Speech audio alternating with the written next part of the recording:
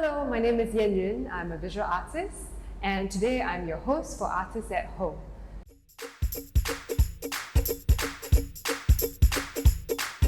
And we're going to learn a little bit about charcoal. So I really enjoy working with charcoal, and I would like to share some tips with you today. Today, we're going to learn about gestural drawing, and gestural drawing is about not paying attention to detail, but looking at the movements and the big strokes and the overall feeling of the thing that you're observing. Please grab your materials, and these are a few things that you will need. You'll need charcoal, so I have a very big block of charcoal right here. I also have a kind of unusual thin charcoal stick. I need something like what we call a kneadable eraser. So it is an eraser, but you can actually knead it and press it into different shapes. You will also need paper, somewhere comfortable to draw. I like drawing standing, so this is at my drawing height. And you also need something to draw. So for me, I really like flowers, and so I've put together a little arrangement for me to work with.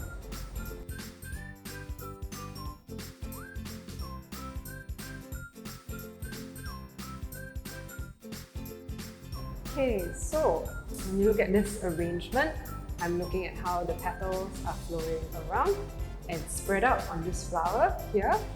How this one is pointed this way and this one's pointed this way. You can see the dark, almost a rectangular kind of center of the flower here, but you can barely see any of this one. I can also see that the flowers are kind of moving this way. So there's this overall feeling of this and this, with that one going this way and these being a big mess. So that's what I'm going to concentrate on in terms of the movement of the arrangement. So here it goes.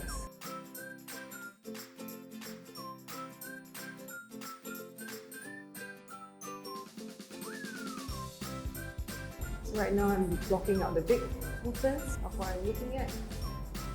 I'm also looking at placement of objects. With a leaf that goes up this way. Here. It's the vase. It's very rough. I'm also not looking at any details. Then I'm actually going to blur it so that it's not too dark. I'm also going to block in the rectangle I was just talking about. Then I'm going to use the big charcoal stick to also figure out where the leaves are because they're all darker in tone. Just want to block in a sense of where the vase is.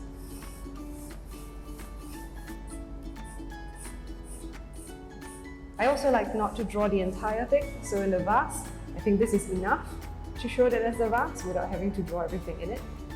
It's way more interesting that way.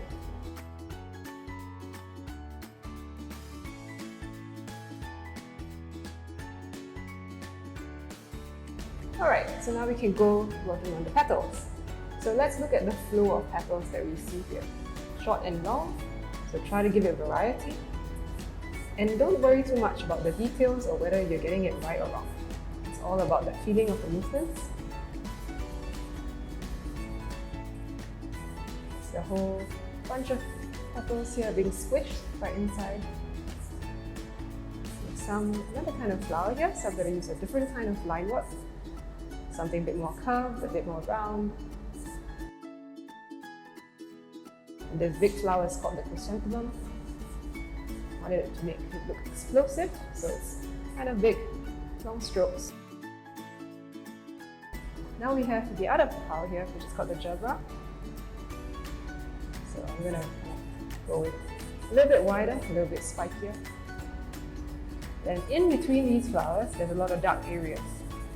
And that's where the stems are. And I don't want to spend too much time on them, so I might just block in big, dark shapes. There's another little flower here. And it's the short ones, the small ones. So I'll use little curved shapes. So I will try to make sure that the line works that I use shows the kind of direction the petals are. So really it's about little feelings and less about the details. So right now you might think this is all very messy and it doesn't seem like very much yet.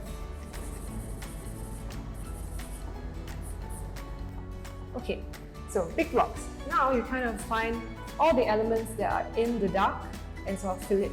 So here, I want to emphasize this flower, so I'll start to fill in a bit of the blanks.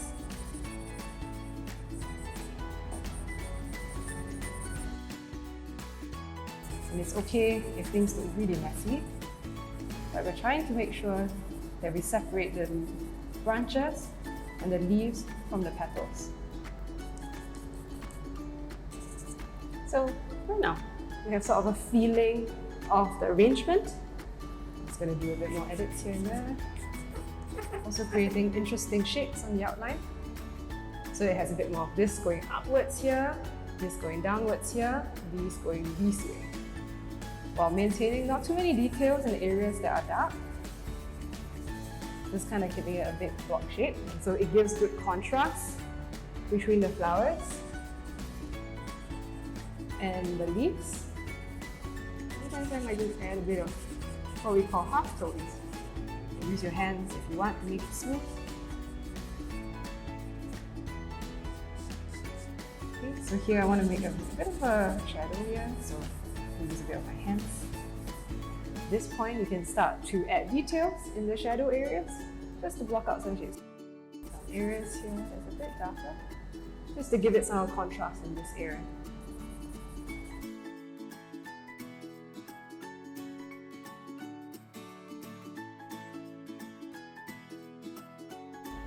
And then I want to find a kind of focus in my arrangement, because right now it feels like kind of a messy little arrangement.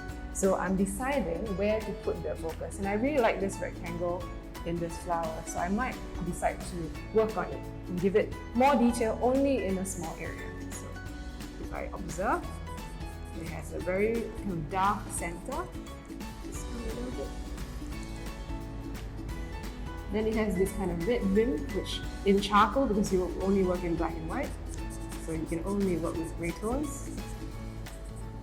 So this part becomes a bit special compared to everything else. Everything else is very rough, but this one has a little bit more attention. Always keep it loose with gestural drawings. Don't make it too detailed. It's just a good feeling, and the feeling that you have about the arrangement.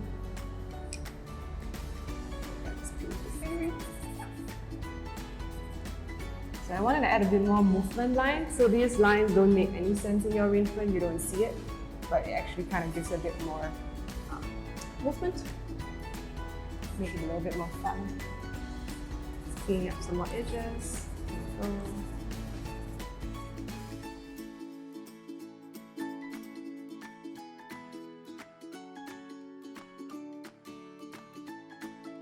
So a quick recap for what I've just done is I started off with the big shape of the arrangement that I see here, just the big kind of rough shape, and then I blurred it out. And then I was looking at the movements in the subject matter. So the movements of the petals, the movements of the leaves, and also comparing the structure of the vase. So I had that all blocked in. And then the next step, I would look at the contrast between the leaves, which are much darker, and the flowers, which are much brighter. So I started to put in a lot of greys to kind of cover the areas of the leaves, so that it gives the contrast between the flowers as well as the leaves. And then after that, I chose a focus, which is this little flower here. I put in the darks, and I also added all the little darks to create two different tones for the kind of background. And finally, at the end, I added a bit of flair, and that just helps to emphasize the movements of the arrangement. I just wanted it to make it look a little bit more dynamic. So that's the kind of 4 or 5 steps that I've used.